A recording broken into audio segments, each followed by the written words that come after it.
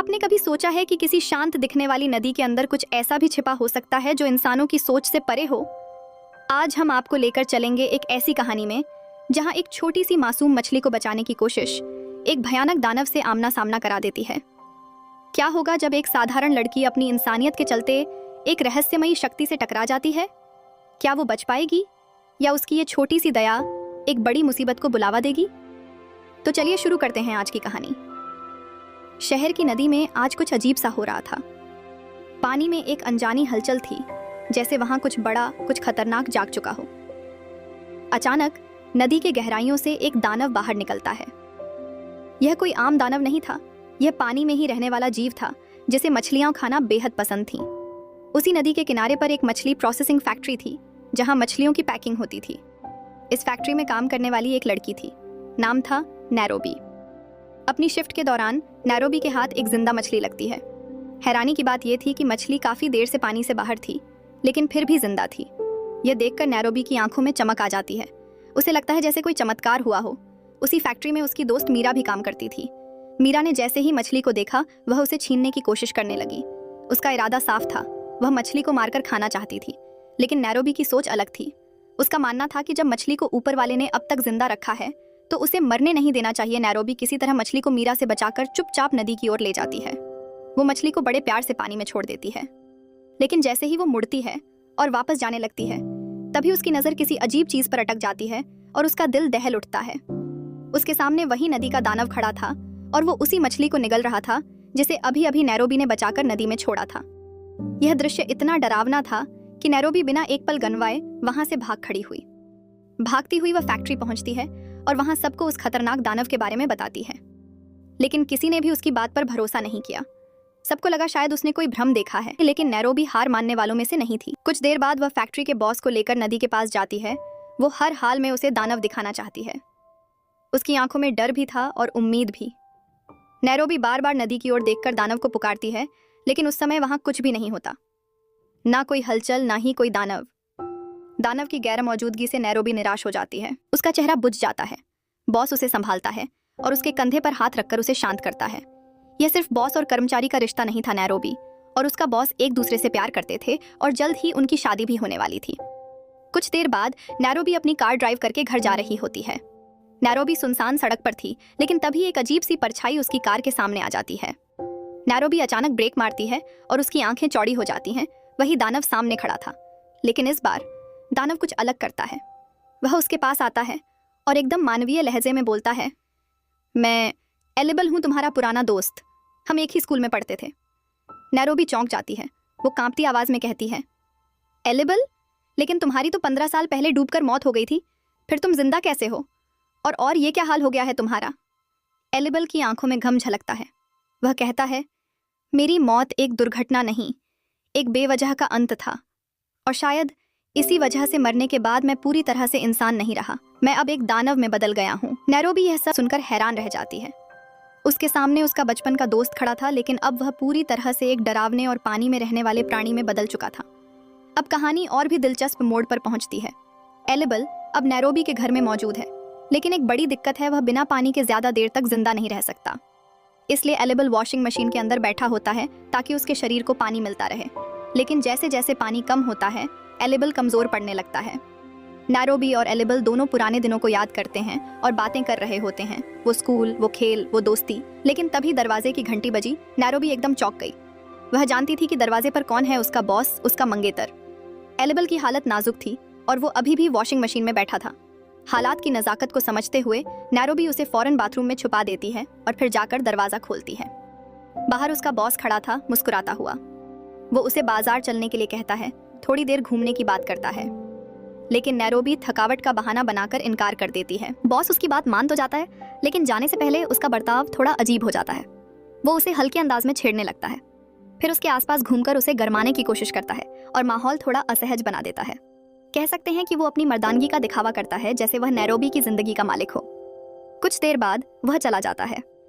Boss के जाते ही Nairobi bathroom में जाती है और एलिबल को बाहर बुलाती है। फिर वह एलिबल को सारी सच्चाई बता देती है। वो मेरा मंगेतर है, हम दोनों बहुत जल्द शादी करने वाले हैं। एलिबल की आंखों में एक पल के लिए खामोश उदासी तैर जाती है। वो बचपन से नैरोबी को चाहता था, लेकिन कभी कह नहीं पाया था। थोड़ी हिम्मत जुटाकर वह नैरोबी से पूछता है, क्या मैं कुछ दिन तुम्हारे घर रह सकता हूँ? नैरोबी नरमी से इनकार कर देती है। वह उसे समझाती है कि अगर किसी ने उसे इस हालत में उसके घर पर देख लिया तो दोनों ही मुश्किल में पड़ सकते हैं। एलिबल नैरोबी की बात समझ जाता है और बिना कोई बहस किए वापस नदी में लौट जाता है। अगले ही दिन एक नया शख्स फैक्ट्री में पहुंचता है। चेहरे पर मास्क लगाए हुए वह सीधे बॉस के पास जाता है। यह और कोई नहीं एलिबल था। उसने अब एक और रास्ता चुना था, नैरोबी के करीब रहने का। एलिबल ने बॉस से कहा कि वह यहाँ काम करना चाहता है। बॉस को शायद कुछ शक नहीं हुआ और उसने एलिबल को नौकरी दे दी। जब नैरोबी ने उसे फैक्ट्री में देखा तो चौंक गई, लेकिन वह जानती थी एलिबल अब भी वही है, बचपन वाला एलिबल जिसने कभी उससे अपने दिल की बात नहीं कही थी। अब वह मास्क लगाकर फैक्ट्री में काम कर रहा था, बस इसलिए ताकि वो नैरोबी के आसपास रह सके। बॉस ने उससे पूछा, तुम हमेशा मास्क क्यों पहनते हो? एलिबल मुस्कुराते हुए झूठ बोल देता है, मुझे एलर्जी है, जुकाम जल्दी हो जाता है, इसलिए मास्क पहनता हूँ। फैक्ट्री में हर कोई उसे एक आम कर्मचारी समझता था, लेकिन नैरोबी जानती थी उस मास्क के पीछे कोई और नहीं, उसका पुराना दोस्त एलिबल है, जो अब इंसान नहीं एक जल दानव बन चुका है। फैक्ट्री में हर कोई एलिबल को बस एक साधारण नया लड़का समझ रहा था। किसी को अंदाजा नहीं था कि मास्क के पीछे एक ऐसा रहस्य छिपा है जो इंसान नहीं, एक दानव है। एलिबल चुपचाप अपने काम में लगा हुआ था, लेकिन इसी दौरान नैरोबी की सहेली मीरा उस पर ध्यान देने लगती है। मीरा, जो थोड़ी शरारती किस्म की लड़की थी, एलिबल से छेड़छाड़ करने लगती है। हल्की मुस्कान, इशारे और मजाक की बातें जो धीरे धीरे कुछ ज्यादा ही बढ़ने लगती हैं। काम खत्म होने के बाद नैरोबी अपने घर चली जाती है, लेकिन मीरा वो फिर से एलिबल के पास आती है। इस बार उसके इरादे कुछ और ही होते हैं। वो उसे कहती है, चलो मेरे घर, पास ही है, अकेली हूँ, आज बातें करेंगे। एलिबल थोड़े संकोच के बाद मान जाता है। मीरा जानबूझकर एलिबल को अपने घर लेकर आई थी। उसके भीतर एक आग थी, एक प्यास जिसे वो बुझाना चाहती थी। घर पहुंचते ही वह एलिबल को छूने लगती है, उसकी तरफ आकर्षित होने लगती है। वो उसे गर्म करने की कोशिश करती है और जैसे ही उसके कपड़े उतारने लगती है, सच सामने आ जाता है। मीरा की आंखें चौड़ी हो जाती हैं। उसके सामने खड़ा था आधा इंसान, आधा जल दानव। लेकिन यहाँ कहानी एक और मोड़ लेती है। मीरा की गुफा इतनी प्यासी थी कि ये सच्चाई भी उसे नहीं रोक सकी। वो डरने के बजाय एलिबल को वैसे ही स्वीकार कर लेती है और उसके साथ पानी निकालने लगती है। उधर नैरोबी अकेली नदी के पास खड़ी थी। उसका दिल बेचैन था। वह बार बार एलिबल को पुकार रही थी, शायद ये जानने के लिए कि वो ठीक तो है, लेकिन उसे क्या पता था कि एलिबल इस समय किसी और के घर में है। वो पुकारती रही, आवाजें देती रही, लेकिन जवाब नहीं आया। अगले दिन सब कुछ सामान्य लग रहा था। एलिबल अपने काम में लगा था, लेकिन अब उसके चेहरे पर एक अलग सी चमक थी। मीरा मुस्कुराते हुए उसके पास आई और फिर शुरू हुई मस्ती, इशारे और छेड़छाड़ की सिलसिला। लेकिन तभी नैरोबी की नजर उन दोनों पर पड़ती है। वो रुक जाती है, उसकी आंखें सीधी दोनों पर टिकी होती हैं। मीरा की हंसी, एलिबल की मुस्कुराहट, ये सब नैरोबी को बहुत बुरा लगता है। उसके चेहरे पर जलन साफ झलकती है। शायद नैरोबी को भी अब एहसास हो रहा था कि वो एलिबल के लिए सिर्फ एक पुरानी याद नहीं, कुछ और भी है। काम के बीच एक छोटा सा ब्रेक हुआ, चाय का समय था।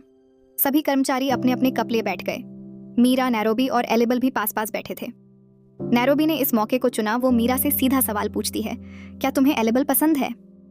मीरा थोड़ी मुस्कुराई, फिर बिना झिझके बोल पड़ी, हाँ, और मुझे सब पता है कि तुम और एलिबल बचपन के दोस्त हो और वो वही नदी वाला दानव है। नैरोबी की आंखें हैरानी से फैल गईं। मीरा ने बात आगे बढ़ाई, देखो नैरोबी, वो तुमसे प्यार करता है, ये मैं जानती हूँ, लेकिन तुम तो अपने बॉस से शादी करने वाली हो ना, तो फिर एलिबल अब मुझसे मस्ती करता है, मेरे साथ खुश रहता है। मीरा के ये शब्द तीर की तरह नैरोबी के दिल में उतरते हैं। उसे खुद नहीं पता था कि उसकी चुप्पी ने एलिबल को कितना दूर कर दिया है। कुछ देर बाद नैरोबी अपने घर पर थी और एलिबल उसके साथ बैठा बातें कर रहा था। उसके चेहरे पर कुछ गंभीरता थी। वो कोई जरूरी बात करना चाहता था, लेकिन इससे पहले कि वो कुछ कह पाए, दरवाजा जोर से खुलता है। अंदर आता है नैरोबी का मंगेतर, उसका बॉस। और इस बार बॉस की नजर सीधे एलिबल पर जाती है। उसने पहली बार एलिबल को बिना मास्क के देखा, उसका असली दानव रूप। वातावरण में सन्नाटा छा गया। नैरोबी ने हिम्मत करके सब बता दिया, ये मेरा बचपन का दोस्त है, इसकी मौत पानी में डूबने से हुई थी, लेकिन मौत के बाद ये नदी का जीव एक दानव बन गया। बॉस ने कुछ पल सोचा और सरप्राइजिंगली वो इस सच्चाई को स्वीकार कर लेता है। लेकिन उसके बाद जो हुआ वो और भी चौंकाने वाला था। बॉस एलिबल के सामने ही नैरोबी को अपनी बाहों में भरकर चूमने लगता है। एलिबल बस देखता रह गया। उसकी आंखों में वही पुराना दर्द वापस आ गया। वो प्रेम जो उसने कभी नैरोबी से जताया नहीं, अब किसी और की बाहों में था।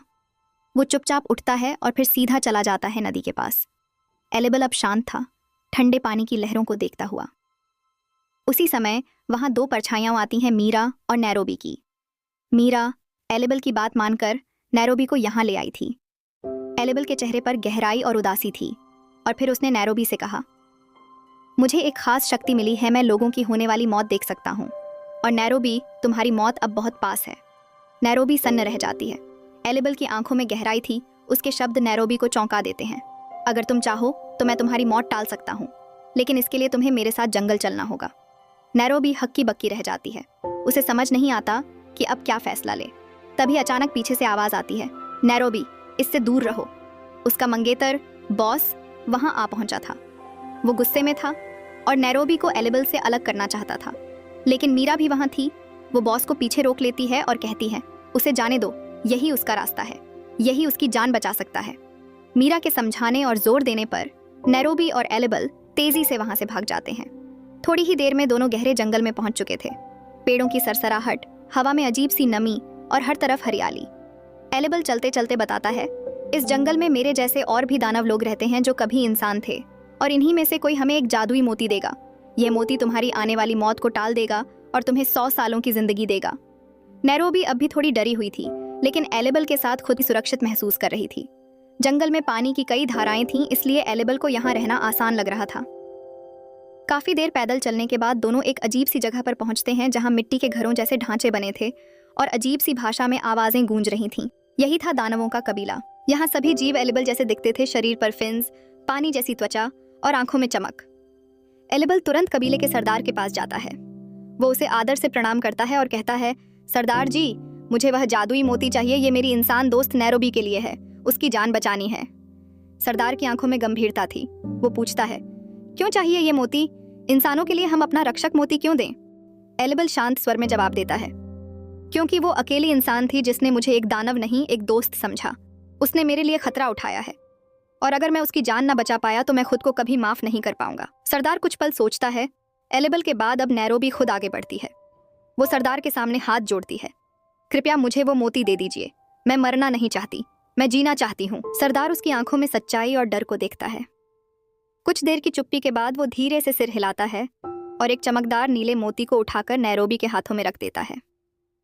जाओ, लेकिन ध्यान रहे इस मोती का इस्तेमाल सोच समझकर करना। मोती मिलते ही नैरोबी और एलेबल कबीले से निकल पड़ते हैं। रास्ते में नैरोबी उत्सुकतावश होकर पूछती है, अब इस मोती का क्या करना है? एलेबल थोड़ा झिझकते हुए जवाब देता है, तुम्हें इसे पहले साफ करना होगा, फिर इसे अपने पिछवाड़े में डालना होगा। नैरोबी की आंखें चौड़ी हो जाती हैं। क्या क्या सच में? एलेबल गंभीर होकर कहता है, अगर तुम अपनी मौत को टालना चाहती हो तो यही तरीका है।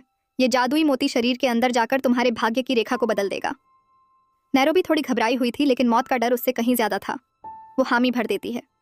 थोड़ी देर चलने के बाद एलेबल थक जाता है और एक पेड़ के नीचे बैठ जाता है। उसका शरीर फिर से सूखने लगा था, उसे पानी की जरूरत थी। नैरोबी, तुम पास ही जाकर पानी ले आओ, मोती को धोना जरूरी है।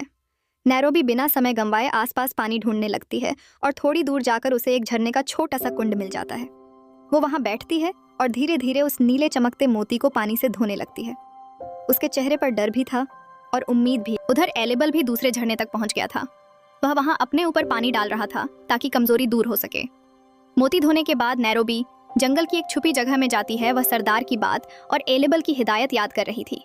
आखिरकार वह साहस करती है और मोती को उसी तरह उपयोग करती है जैसे बताया गया था। कुछ देर बाद वह उठती है और गहरी सांस लेती है। अब उसे हल्का महसूस हो रहा था, जैसे कोई बड़ा बोझ उतर गया हो। इसके बाद वह एलेबल को ढूंढती है और झरने के पास उसे पानी में बैठे हुए पाती है। तब नैरोबी बोलती है, एलेबल, मैंने सब कर लिया। एलेबल उसकी आंखों में देखता है। अब तुम नैरोबी सुरक्षित हो, तुम्हारी मौत टल गई है। दोनों की आंखें नम थीं, लेकिन नैरोबी के चेहरे पर सुकून था। अब एलेबल की हालत काफी खराब हो जाती है और उसे सांस लेने में भी दिक्कत हो रही होती है। वह नैरोबी को एक डायरी दिखाकर कहता है कि मैं तुम्हें बचपन से बहुत चाहता हूँ। मैं तुम्हारे लिए गीत भी लिखा करता था। और फिर इतना कहकर वह बेहोश हो जाता है। एलेबल को बेहोश देखकर नैरोबी काफी घबरा जाती है। फिर नैरोबी देखती है कि एलेबल का शरीर ठंडा पड़ने लगा है। यहाँ पर उसे लगता है कि एलेबल को गर्मी देनी जरूरी है, और यही सोचकर वह उसके साथ गुफा में धमाके करने लगती है। धमाके करते करते एलेबल अपने असली रूप में आ जाता है और वह साला फिर से नैरोबी की गुफा में धमाके करने लगता है। जैसे ही इसका पानी निकलता है तो वह गायब हो जाता है। दरअसल एलेबल को उसका प्यार मिल गया था, जिस कारण उसकी रूह को मुक्ति मिल जाती है और वह गायब हो जाता है। नैरोबी अकेली रह जाती हैं और उसने एलिबल की यादों के सहारे ही अपने जीवन को बिताने लगती हैं। और इसी के साथ ये मूवी समाप्त हो जाती है। अगर आपको ये वीडियो पसंद आया हो तो लाइक ज़रूर करें, शेयर करें और चैनल को सब्सक्राइब करना ना भूलें। और कमेंट में बताएं कि क्या आपने कभी गुफा के मज़े लिए हैं। मिलते हैं अगली रहस्यमयी और रोमांटिक कहानी में, तब तक के लिए नमस्कार और धन्यवाद।